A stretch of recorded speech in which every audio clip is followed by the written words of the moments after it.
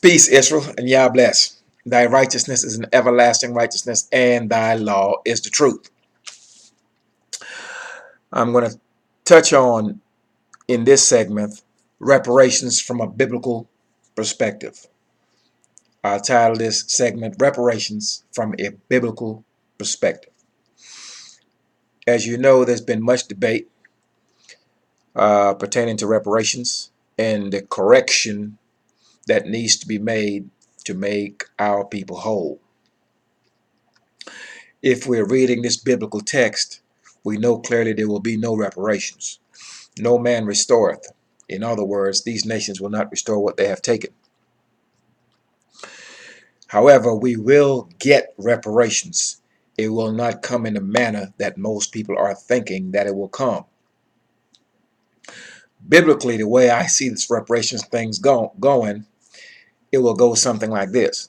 Number one, we're seeking currently, the individuals that are seeking reparations, they're looking for, i.e., land, money, and maybe a public apology. Money will certainly help as far as bridging the gap between the disparities when we're looking at it from a financial perspective.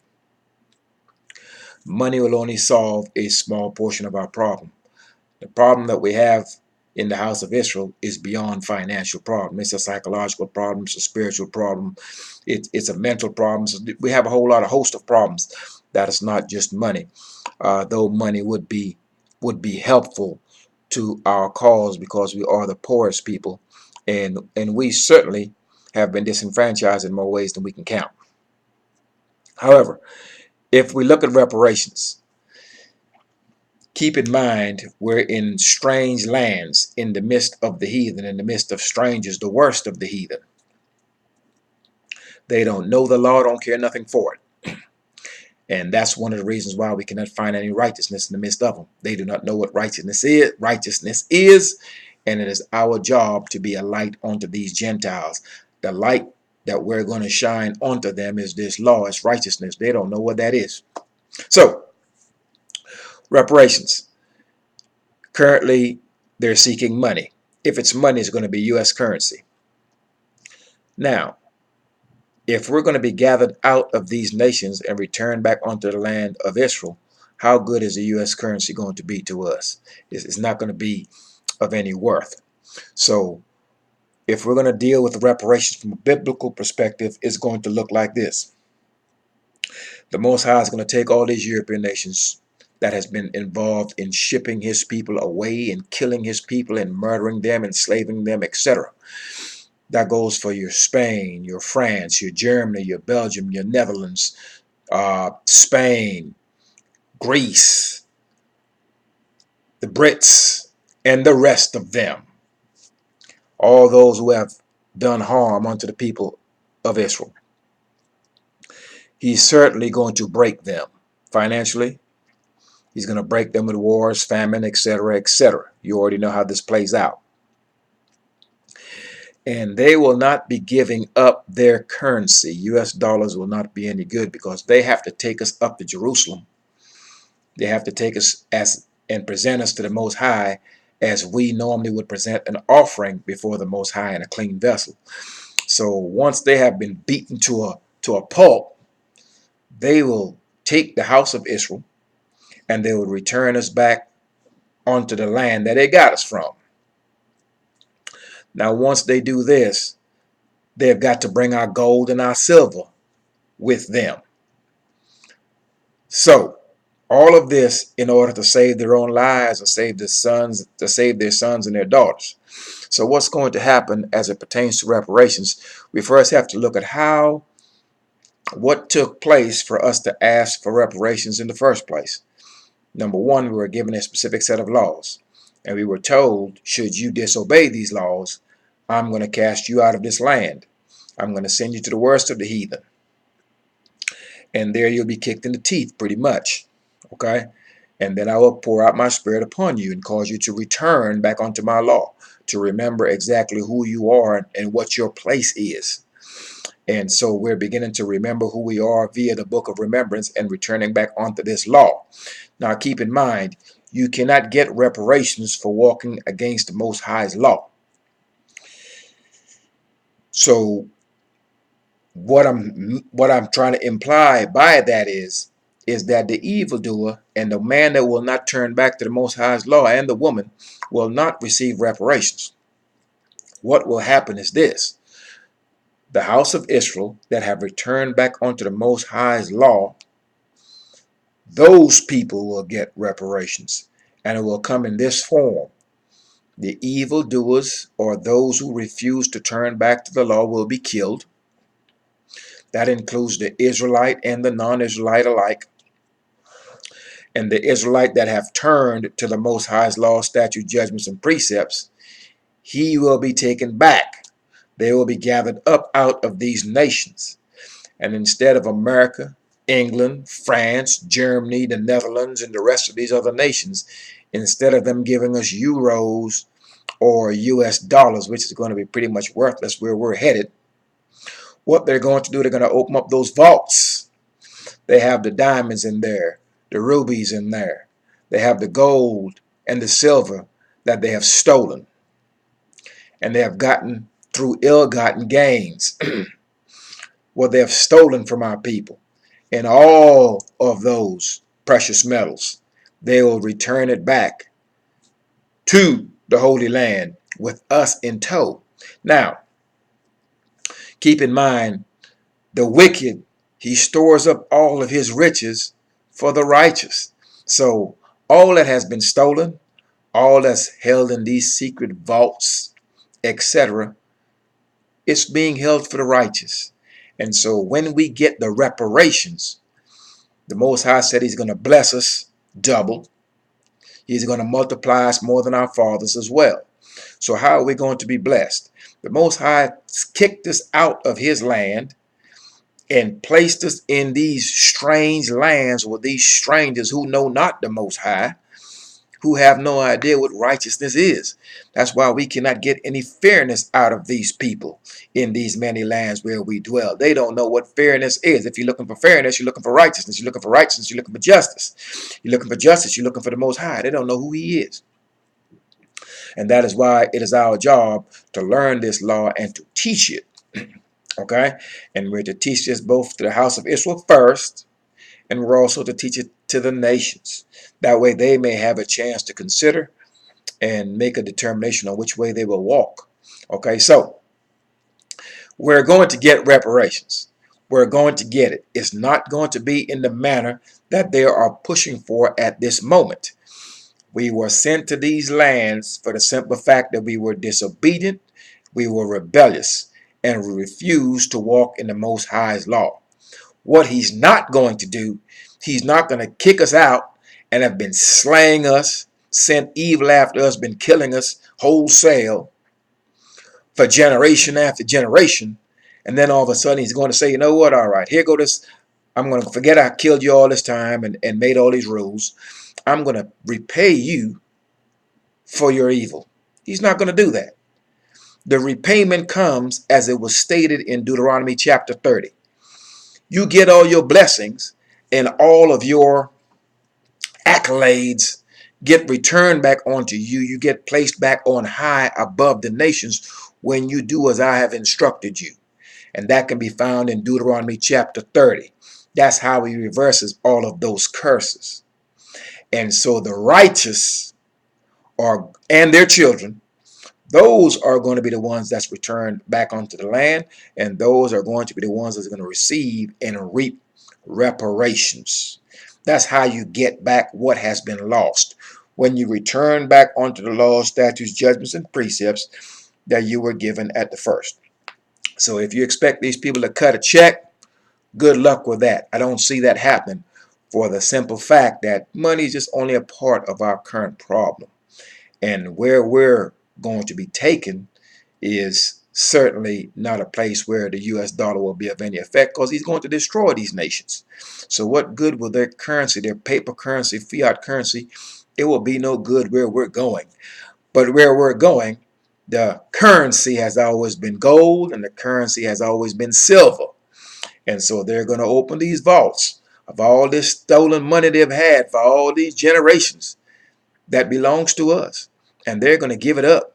And they're going to go to the Most High and present the Most High's people before him and offer us as a sacrifice, as Israel would offer up a sacrifice.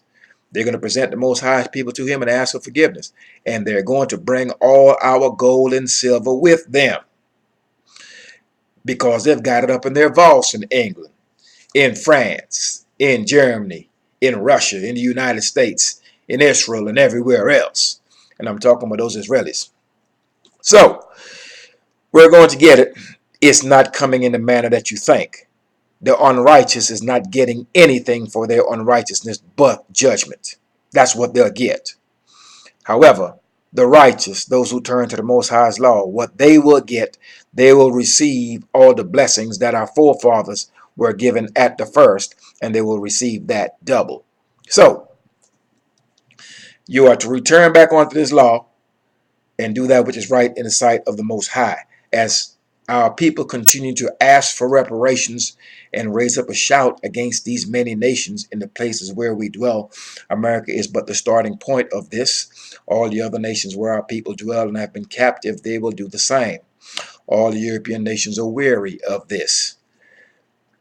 As the Most High raises up his people, what our people are not aware of right now, they're asking for reparations. But they do not see this from a biblical viewpoint. They see it from an economical viewpoint.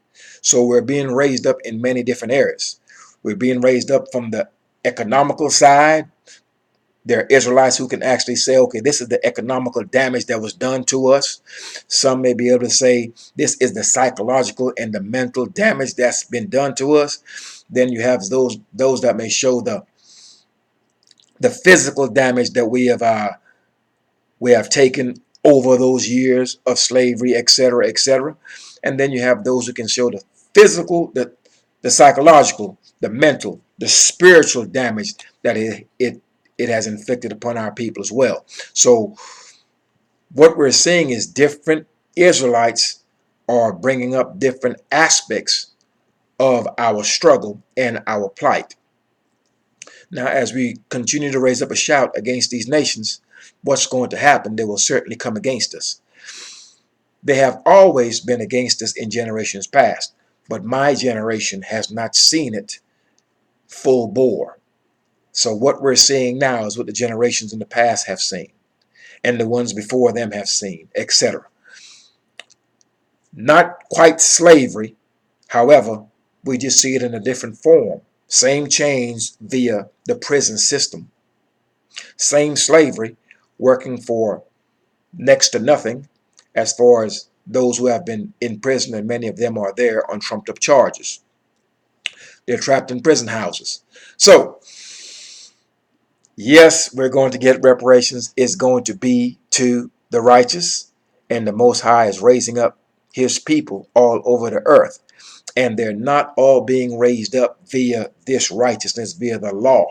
But what's going to happen is all going to come together to where the man that's speaking economics and speaking the mental destruction that slavery has caused, and then the spiritual destruction and the returning to the law, is all going to connect, because the financial aspect of it becomes null and void when the money is destroyed.